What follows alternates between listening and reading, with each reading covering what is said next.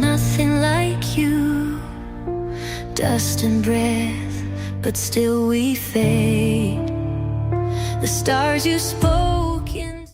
Antes de designar alguém para um trabalho importante, o céu obriga a mente dessa pessoa a suportar o sofrimento. Faz seus nervos e ossos conhecerem um trabalho pesado e seu corpo passar fome. Inflige-lhe pobreza e derruba por terra tudo o que ela tenta construir. Dessa maneira, o céu estimula sua mente, equilibra seu temperamento e desenvolve seus pontos fracos. Livro de Mêncio, filósofo chinês, 300 anos antes de Cristo. Fala galera, sejam todos muito bem-vindos. Meu nome é Douglas Elias e esse é o canal Diálogo com Deus. Galera, hoje nós iniciaremos o capítulo 2 da primeira parte do livro do Timothy Keller, Conhecendo a Fornalha. No último vídeo nós falamos sobre o capítulo 1, As Culturas do Sofrimento.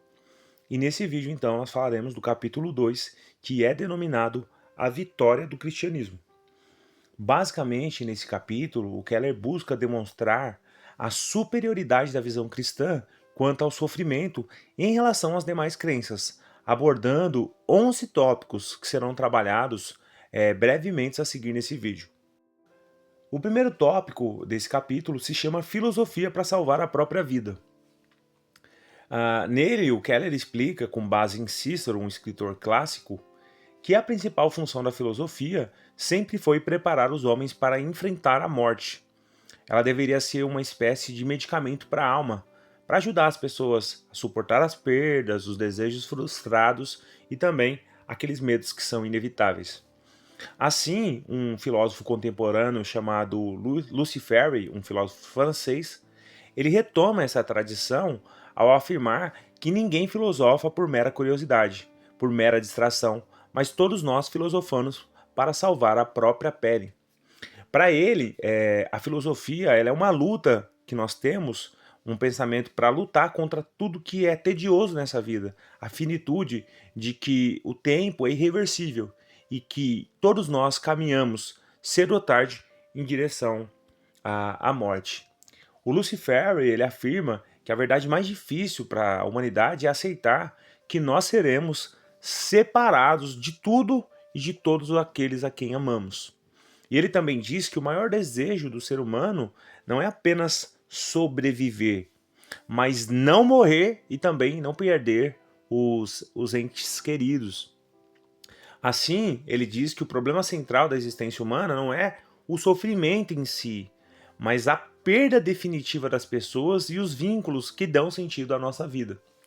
É por isso que esse filósofo ele vai criticar a visão secularizada e também de muitos filósofos gregos que diziam simplesmente que nós não devemos nos preocupar com a morte, porque a morte nada mais é do que o fim da vida. Então Ferry diz que essa linha de pensamento ela é brutal demais para ser honesta, porque o que dá sentido à vida são justamente os nossos relacionamentos, as pessoas que nós amamos. E aí o Ferry diz, concluindo, que é por isso que a ciência nunca vai poder dar esse consolo para nós, porque ela só responde ao como, não ao para quê.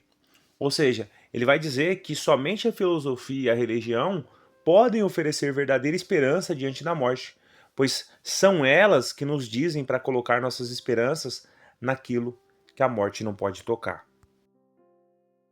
O segundo tópico é denominado pelo Timothy Keller como salvação por meio da razão. E é nele que o Keller vai explicar a base da salvação no estoicismo, que estava alicerçada na razão humana. Os estoicos, basicamente, eles acreditavam em um princípio racional divino, que eles chamavam de Logos, tá? Não confunda com o Logos Jesus Cristo.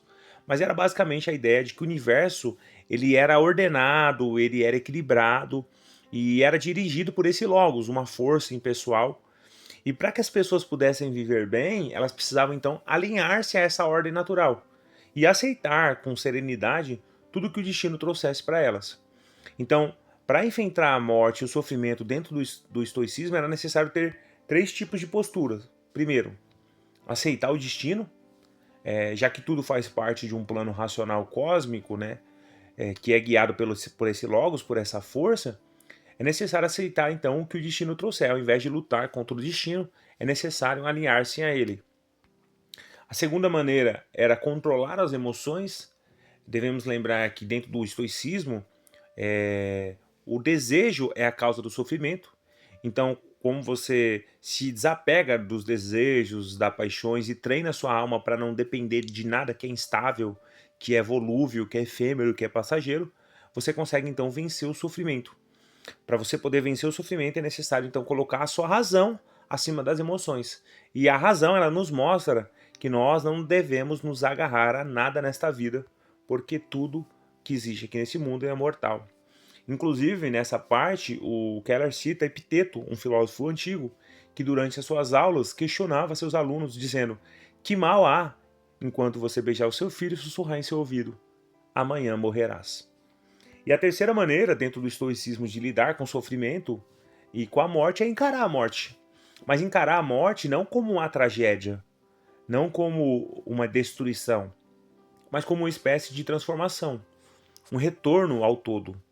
Dentro do estoicismo, a morte ela não é a inexistência da pessoa. Ao morrer, uma pessoa não deixa de existir, mas ela vai se tornar parte da alma suprema do universo. Ela vai passar a existir em uma forma diferente. É como se o universo, naquele momento, precisasse dela em forma de pessoa e, posteriormente, precisasse dela numa outra natureza.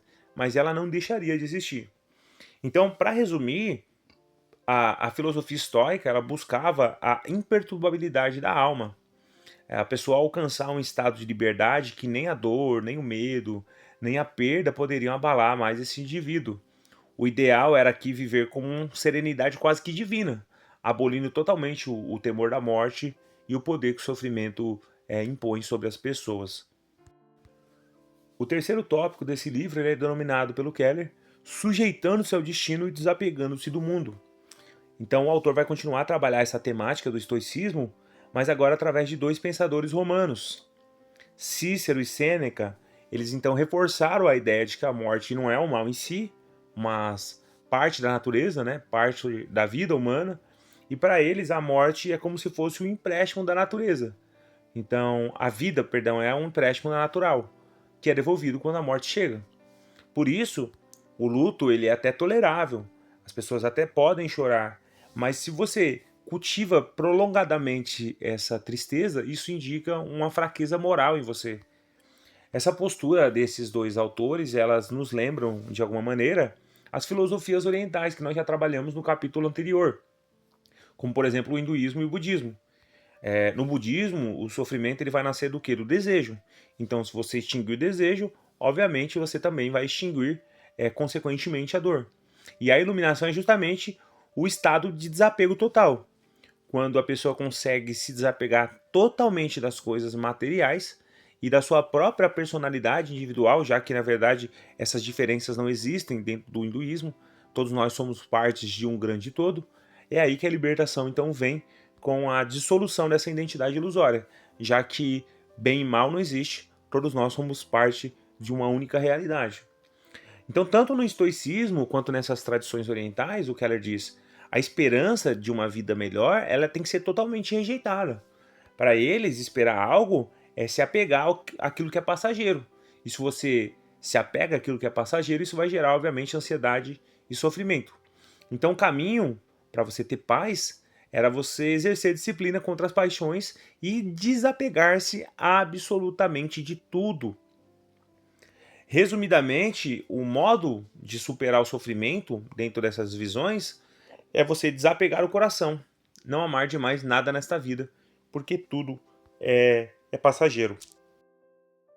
O quarto tópico desse livro, e aqui eu julgo ser um dos tópicos mais importantes desse capítulo, ele é chamado de Uma Esperança Maior. Aqui o autor, o Timothy Keller, ele vai mostrar então como o cristianismo ele vai, no seu surgimento, romper radicalmente com essas visões, principalmente com a visão da filosofia grega, e apresentar muitas ideias novas que revolucionaram então o pensamento humano quanto ao sofrimento e à questão da morte. Aliás, o Keller vai dizer que a visão cristã sobre a morte e o sofrimento teve tamanho sucesso no Império Romano que ela passou então a ser considerada por alguns, posteriormente, como a filosofia suprema. O Keller vai iniciar esse tópico dizendo que os primeiros cristãos, eles não somente defendiam que os ensinamentos cristãos davam mais sentido à vida, mas o próprio modo como eles viviam comprovava essa realidade. E os escritores primários, os pais da igreja, como por exemplo Cipriano de Cartago e Policarpo de Esmirna, eles apresentam essas informações em suas cartas, em seus escritos à igreja. Os cristãos do primeiro século, eles ficaram conhecidos por cuidarem dos enfermos em meio às epidemias, enquanto os pagãos, os demais pagãos, aqueles que professavam outras crenças, eles fugiam diante do sofrimento. Os cristãos, eles não encaravam o sofrimento como algo a ser negado, como uma simples ilusão, mas como parte da vida que podia ser atravessada com fé. E percebam, o sofrimento não era para os cristãos um motivo de descrédito em Deus, mas uma maneira que eles tinham de provar a superioridade da fé cristã em detrimento das demais crenças. E eles faziam isso na prática, cuidando dos enfermos, mostrando que eles sofriam com os que sofriam, choravam com os que choravam, mas ao mesmo tempo mostrando a superioridade da fé cristã diante desses pagãos. E isso é interessante, né? Se nós pararmos para pensar, ao contrário de hoje, uma época em que o sofrimento e o mal acabaram por tornar a fé cristã de alguma forma mais vulnerável a críticas, a questionamentos sobre a existência de Deus, para os primeiros cristãos, o sofrimento e as adversidades da vida, elas eram, na verdade, um dos motivos principais para eles abraçarem a fé. Então, um dos motivos principais que levavam as pessoas ao cristianismo era a crença quando estavam diante de um sofrimento, de uma dor, de uma morte. Isso é totalmente diferente do que a gente vive hoje nessa realidade de uma cultura secularizada. Mas qual que era a diferença da fé cristã em relação às demais crenças? O Keller vai mostrar que o cristianismo ele oferecia uma base maior para a esperança. E isso se tornou um fator muito importante para a atração e fez do cristianismo a visão dominante durante o Império Romano por duas razões. Primeiro, a crença na ressurreição futura do corpo. Veja que interessante, essa doutrina ela conferia mais valor às pessoas e ao mesmo tempo trazia uma esperança pessoal. Nós não seremos parte impessoal do universo, um fragmento inconsciente que existirá em alguma outra forma. O cristianismo dizia, nós seremos ressuscitados em um corpo. Esse corpo hoje perecível, ele vai ser ressuscitado e transformado. E não somente isso, a ressurreição trará de volta tudo aquilo que nós perdemos. Nós veremos novamente aqueles a quem amamos, não como uma pedra, como uma planta, mas pessoas com vozes, com rostos, porque o Logos não é uma força impessoal, um princípio abstrato, como na visão do estoicismo. O Logos é uma pessoa, essa pessoa é Jesus Cristo, e ele ressuscitou entre os mortos e também ressuscitará aqueles que creem nele. Essa é a verdadeira sabedoria, Jesus Cristo encarnado. E também o Timothy Keller dizia que a segunda razão estava baseada na restauração completa do universo. Então a ressurreição ela não vai apenas consolar as pessoas, mas ela promete a devolução de tudo aquilo que foi perdido. Deus em Jesus Cristo ele não vai redimir apenas pessoas mortas, mas o próprio universo criado, tornando esse universo criado um lugar maravilhoso, removendo todo o mal da criação para que as pessoas possam viver juntamente com Deus em Cristo para sempre. Então, vejam só, enquanto os estoicos ensinavam que o caminho para você não sofrer era você abandonar o apego, amar menos as pessoas e não amar nada demais nessa vida, os cristãos eles vão afirmar que aquilo que nós amamos deve ser amado porque ele também será restaurado. Ao invés de desapegar-se, a questão não era essa. A questão era apegar-se mais a Deus porque, no final das contas, nada que amamos será perdido.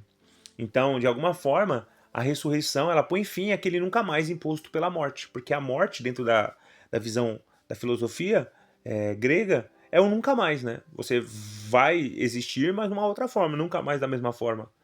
E o cristianismo traz a ideia da ressurreição como colocando um fim a esse nunca mais imposto pela morte. A morte não é um nunca mais, né? A morte é apenas o início de uma nova realidade, uma nova vida em Cristo. Chegamos então ao quinto tópico deste capítulo, e ele é denominado Mais Espaço para o Sofrimento.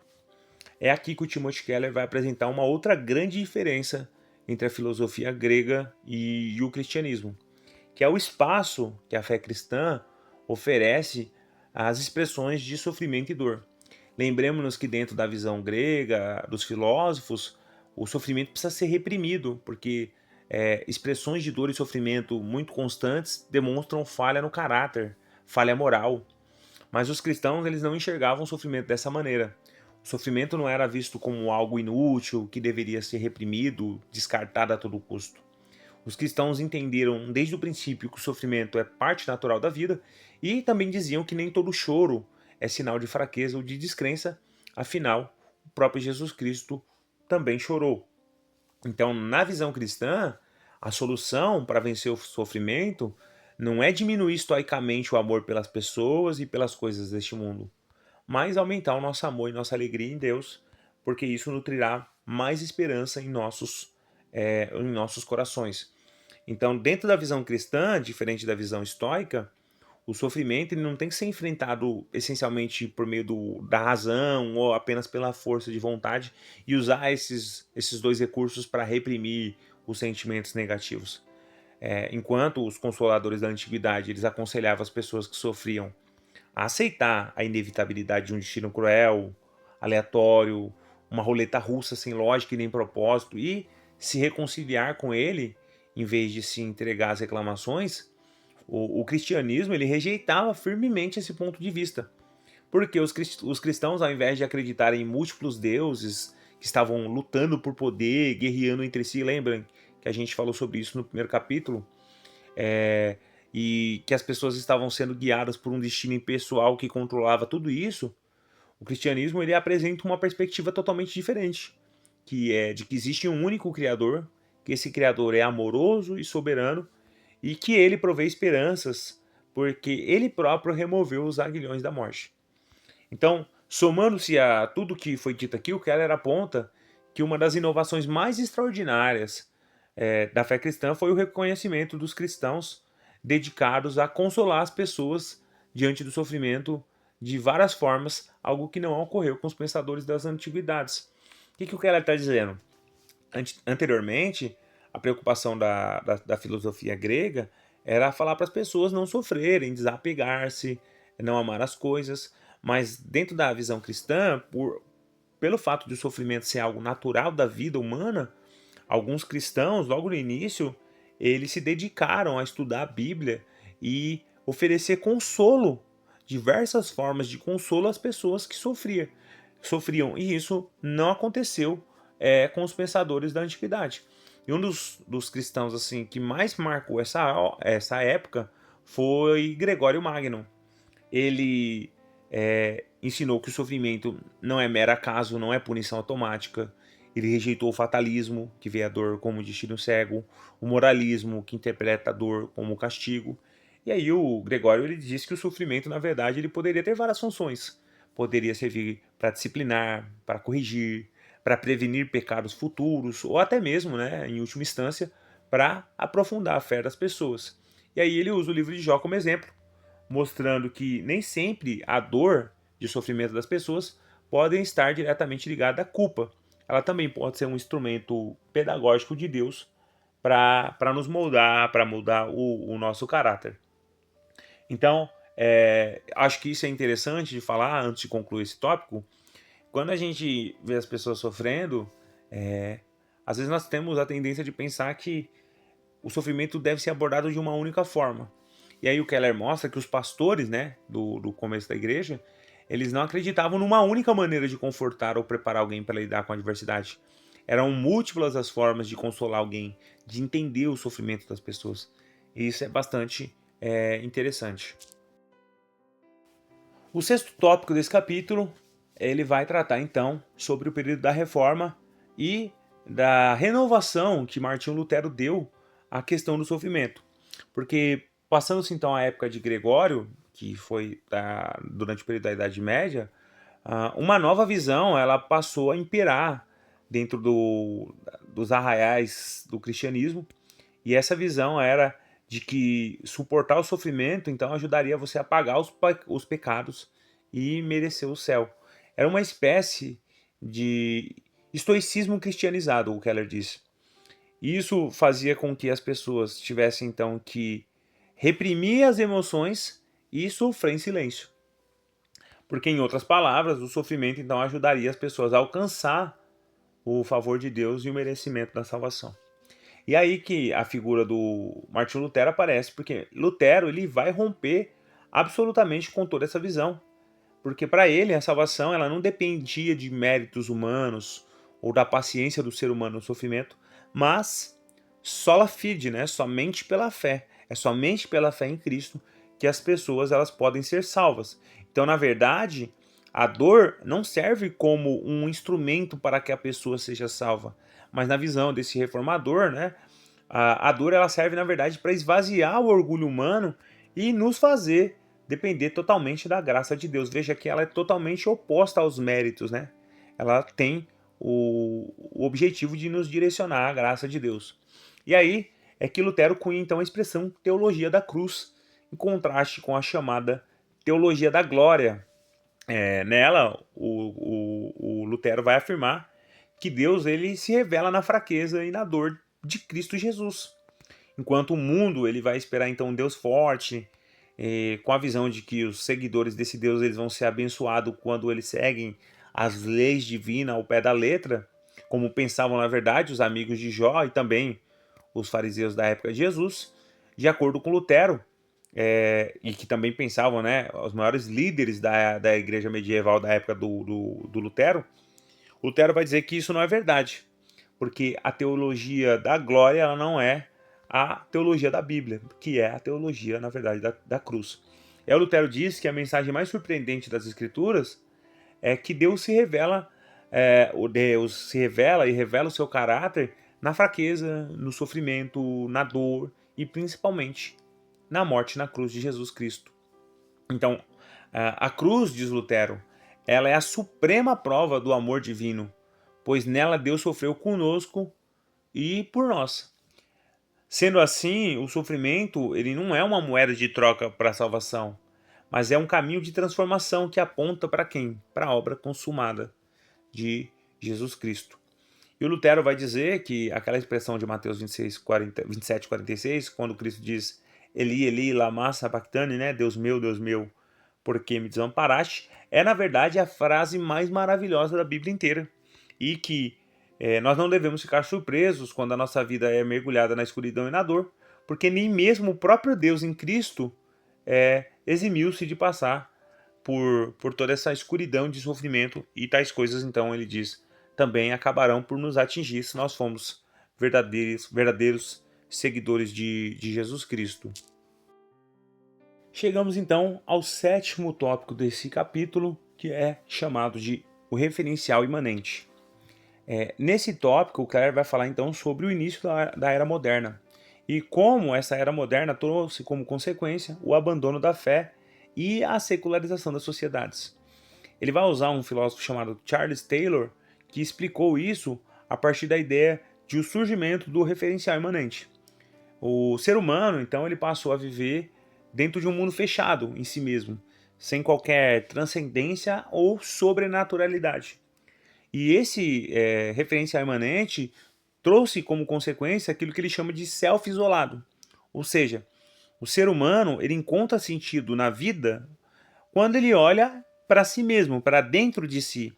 Ele não precisa, para entender o universo ou as coisas, olhar para Deus ou para coisas sobrenaturais, mas as respostas estão dentro da própria razão do ser humano. Essa mudança, o Keller diz, de ver as coisas enfraqueceu a capacidade das pessoas de lidarem com o sofrimento. Porque quando as pessoas sofriam, esse sofrimento, de alguma forma, ele poderia ser atribuído ao mistério divino. Ah, Deus sabe por que nós estamos sofrendo. Mas quando você tira Deus de cena, o sofrimento passa a exigir explicações racionais. E a ausência dessas explicações pode gerar, em algumas pessoas, dúvidas sobre a bondade de Deus e abrir caminhos críticos para as duras críticas que são feitas à religião e ao cristianismo. Veja só que interessante, não é que a fé cristã não precisa se preocupar em ser uma fé racional. Aliás, ela é extremamente racional. Mas o que o Keller está dizendo aqui é que nem sempre as respostas virão. E se você tira Deus de cena, nem sempre o ser humano vai entender as razões que fundamentam ou que baseiam alguns acontecimentos. E isso vai fazer com que as pessoas, então, por não terem essa resposta, acabarem duvidando sobre a existência de Deus e abandonando a religião. Porque como não existe uma ordem transcendente e sobrenatural fora de mim mesmo, fora do self isolado, de quem eu sou, então sou eu mesmo quem vai olhar para as coisas lá fora e determinar como elas serão. Eu não tenho que buscar nada fora de mim para eu aprender a viver. Eu sou o senhor dos meus sentidos. Então, eu sou o legislador daquilo que eu sinto, daquilo que eu vivo, daquilo que eu penso. E aí o Keller faz uma crítica dizendo que nos tempos antigos havia por parte das pessoas uma maior humildade em entender a complexidade do universo, porque o universo ele era visto como algo muito maior. Então existiam mistérios infinitos, profundezas que a razão humana não poderia jamais sondar ou conhecer, como dizia Shakespeare, havia mais mistérios entre o céu e a terra do que a nossa vã filosofia pudesse sonhar. Mas daí surge esse self isolado e esse referencial imanente e retira esse mistério, dizendo que a razão humana ela é capaz de explicar tudo que existe no universo.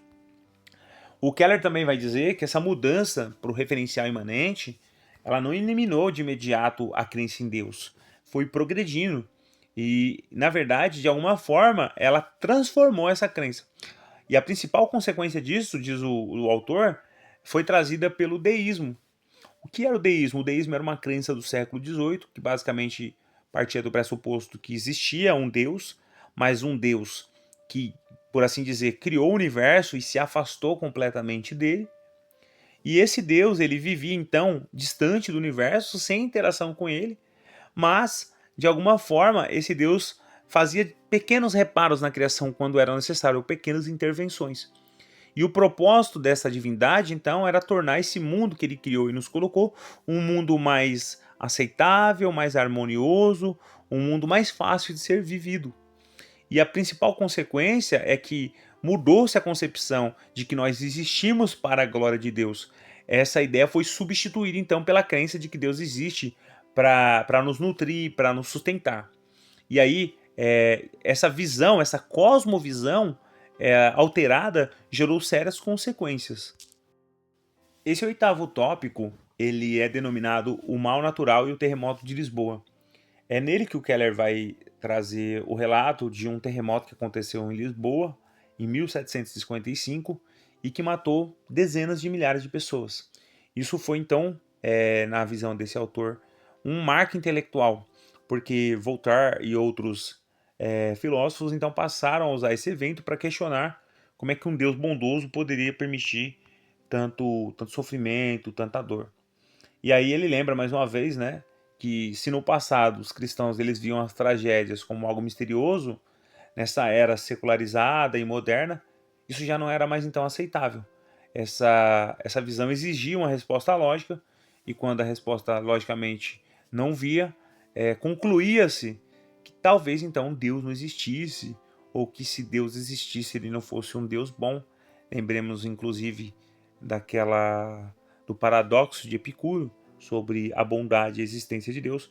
Então o Keller vai dizer, nesse tópico, que o desastre se tornou um símbolo do problema do mal na filosofia moderna, quando as pessoas se veem então diante do sofrimento, de mal naturais. Esses eventos eles são usados como uma maneira de tentar descredibilizar a Deus ou dizer que Deus não existe. E tudo isso foi gerado por essa visão deísta a respeito do universo. No tópico 9, chamado de Cristianismo Residual e o Problema do Mal, o Keller vai mostrar que, com essa visão secularizada do mundo, o cristianismo ele foi perdendo um pouco de força. Isso inicialmente na Europa, mas posteriormente também nos Estados Unidos, embora nos Estados Unidos o cristianismo tenha resistido doutrinariamente um pouco mais do que na Europa. E é dentro dessa visão que surge aquilo que o Keller chama de deísmo moralista terapêutico, que é justamente a ideia de que Deus existe apenas para nos ajudar na felicidade individual e para impedir que nós soframos de alguma forma. E o Keller vai apontar que o secularismo, essa visão deísta, então, ao invés de solucionar o problema do mal e do sofrimento, ela torna o problema do mal um pouco maior do que ele já é. E um dos motivos principais é que a sociedade passou a acreditar que nós não fomos criados principalmente para servir a Deus e a sua causa. Ao contrário, né? É Deus que foi criado para servir a nossa causa. E quando a gente passa a partir de um pressuposto como esse, de que Deus existe por causa de nós e não nós por causa de Deus, que Deus criou o mundo para que a gente possa ser feliz, essa ideia vai nos abalar terrivelmente quando o mal nos atingir. E isso vai colocar em xeque toda a nossa compreensão da vida e da existência de Deus. Porque o mal ele vai se tornar um problema muito maior para quem tem um resquício de cristianismo e acredita, por exemplo, nesse deísmo terapêutico, do que para aquelas pessoas que nem acreditam em Deus, no caso do ateísmo. Porque se Deus não existe para ela, então isso não é um problema. Mas quando você tem uma visão de um Deus distante, que existe para nos beneficiar e que existe para nos fazer feliz, e quando o mal nos atinge, essa fé que não é madura, que é enfraquecida por esse referencial imanente, ela vai contradizer completamente a sua realidade e essa visão distorcida vai acabar te levando para mais longe de Deus. Então, o Keller vai dizer que esse cristianismo, desse deísmo terapêutico, moralista, ele é um cristianismo diluído e frágil, porque ele não oferece certeza de salvação, não oferece esperança robusta diante do sofrimento e da morte, pois quando o sofrimento chega, essa fé que essas pessoas possuem é tão supérflua, ela é tão superficial, ela não acaba por não se sustentar. E por isso, dizem alguns autores que o próprio ateísmo ele seria melhor do que essa visão cristã, porque ele não criaria então nas pessoas essa falsa expectativa de que Deus existe para nos fazer feliz, para alimentar o nosso ego, para ser, por assim dizer, o nosso chofé, o nosso mordomo. Chegamos então ao penúltimo tópico. Esse tópico é denominado recursos contra o sofrimento. E aqui também, se o quarto eu falei que era um dos principais, para mim esse também é um dos principais tópicos desse capítulo, porque é nele que o Keller vai trazer uma visão de como a fé cristã ela é superior às demais crenças orientais e à filosofia grega quando trata do sofrimento. O Keller vai dizer que, embora nesses últimos tempos não se discuta essa verdade, o cristianismo ele, então continua a oferecer muito mais recursos àqueles que sofrem do que qualquer outra cultura secular. E ele vai dizer que esses recursos eles estão baseados em 4 crenças bíblicas que são extremamente robustas. A primeira crença é a crença em um Deus pessoal, sábio e amoroso, que governa a história. E isso certamente é muito mais reconfortante do que acreditar que nós estamos na mão de um destino cego, totalmente desorientado. A segunda crença é a crença em um Deus sofredor. Cristo, ele sofre conosco e também sofre por nós. Ele então é solidário em nossas dores. E isso é muito mais reconfortante do que um Deus indiferente à humanidade, afastado da criação. E embora Deus às vezes ele possa realmente ser inescrutável, a cruz nos mostra que Deus está ao nosso lado. Ele não pede que nós soframos de maneira passiva, porque ele sabe o que é sofrer ativamente na cruz. A terceira crença é a crença na certeza da salvação. A salvação ela não é garantida pelos méritos humanos, ela é garantida pelo que Cristo fez na cruz do Calvário. Porque na cruz do Calvário, então, Jesus pagou o preço da nossa salvação. E com o preço da nossa salvação nos garantiu, então, a ressurreição dos mortos. E essa visão, que não está baseada no que eu posso dar, mas naquilo que Deus já me deu, é muito mais reconfortante do que as filosofias do karma. Como Lutero ensinou, o sofrimento é intolerável se não tivermos certezas de que Deus é por nós e está conosco. E então, a quarta grande doutrina é a da esperança na ressurreição para todos aqueles que creem em Jesus Cristo. Ela vai completar o espectro das nossas alegrias e das nossas consolações. Porque lembram que nós falamos no começo sobre filosofar para salvar a própria pele? Que as pessoas não filosofam por mera intelectualidade ou simplesmente para serem mais inteligentes, mas para salvar a própria pele, para vencer o temor da morte e do sofrimento. E que isso não pode ser garantido pela ciência. Somente a fé pode trazer isso, porque ela fala para nós depositarmos a nossa esperança naquilo que não pode ser levado pela morte, naquilo que a morte não pode tocar. Caso contrário, a situação então seria irreversível. E um dos desejos mais profundos do coração humano, sem dúvida, é não sofrer a separação das pessoas que nós amamos. Nem é preciso dizer, então, que dentro da visão cristã, a ressurreição ela é muito mais reconfortante do que a crença de que a morte nos levará à inexistência, ou que a morte nos transformará em uma substância espiritual impessoal. A ressurreição ela vai além da promessa de uma eternidade desencarnada, etérea. A Escritura nos ensina que nós receberemos nossos corpos de volta, um corpo revestido de tamanha beleza e poder que nós não conseguimos imaginar. Nós teremos a vida que sempre almejamos e que nunca podemos ter. Então, a ressurreição é a garantia da restauração de tudo aquilo que a gente perdeu, de que tudo aquilo que nós perdemos será nos dado novamente por Deus por causa da ressurreição de Jesus Cristo. E aí, o Keller vai dizer que essas 4 doutrinas, elas tornam possível que a dor e o sofrimento sejam enfrentados com mais coragem, sem negar as emoções, mas sustentados por um amor que nunca falha, que é o amor de Jesus Cristo. Finalmente, então, chegamos ao último tópico. O Keller, ele sempre faz isso nesse livro. Todos os capítulos, ele deixa um testemunho pessoal, um relato de uma experiência de alguém, seja de alguém que passou por um sofrimento muito grande e venceu, seja de alguém que está enfrentando o sofrimento. E nesse capítulo, ele vai trazer então o testemunho, o relato de uma médica cristã chamada Tess, que vivia uma vida bastante feliz juntamente com sua família, apesar de ter perdido sua mãe, e que durante um momento da sua vida acabou por perder um bebê que acabara de ter nascido devido a uma morte súbita, uma síndrome chamada Síndrome da Morte Súbita Infantil. E aí o Keller diz que, na verdade, é o próprio testemunho da Tess, né? Ela diz que ela orou pela ressurreição do filho, mas Deus simplesmente disse para ela não. E dentro desse relato ela mostra como ela conseguiu lidar com todo esse sofrimento, com todo esse dilema de fé, e como ela foi sustentada pela fé nas promessas de Deus. Enquanto a própria comunidade cristã, e nós falamos aqui sobre isso logo no início, quando falamos sobre a superioridade da fé cristã, como os primeiros cristãos mostravam que a fé cristã ela era superior às crenças pagãs, não apenas por conta das questões doutrinárias, mas questões práticas mesmo. Enquanto as pessoas fugiam diante das pragas, das moléstias, os cristãos ficavam para tratar os feridos, para ajudar os enfermos.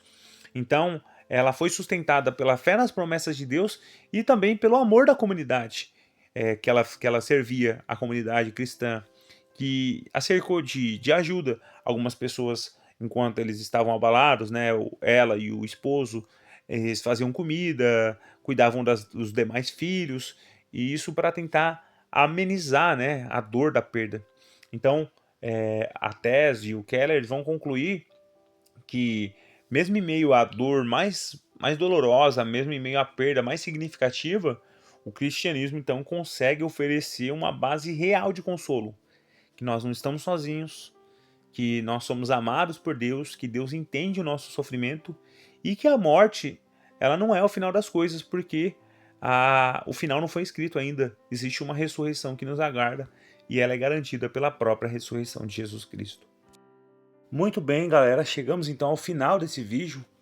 Nele nós falamos sobre o segundo capítulo do livro do Timothy Keller, que é o capítulo denominado A Vitória do Cristianismo. Nele apresentamos os resumos dos 11 tópicos tratados pelo Timothy Keller, no qual ele mostra a superioridade e a vitória do cristianismo no tocante à comparação com as demais culturas orientais e a filosofia grega, quando trata do problema do sofrimento e do mal. Lembrando que esses capítulos que nós estamos trabalhando, eles são parte da primeira parte do livro, que é a parte Entendendo a Fornalha. Essa parte Entendendo a Fornalha, ela tem 4 capítulos. Já vimos o primeiro capítulo, que foi a cultura do sofrimento. Hoje nós vimos o segundo capítulo, que é o capítulo A Vitória do Cristianismo. E ainda faltam mais 2 capítulos para nós vermos. O próximo capítulo que veremos é o capítulo 3, O Desafio da Perspectiva Secular, e 4, O Problema do Mal. Eu espero que vocês tenham gostado desse vídeo, espero que ele seja bastante edificante para vocês e espero vocês no próximo vídeo. Fiquem todos com Deus e até a próxima.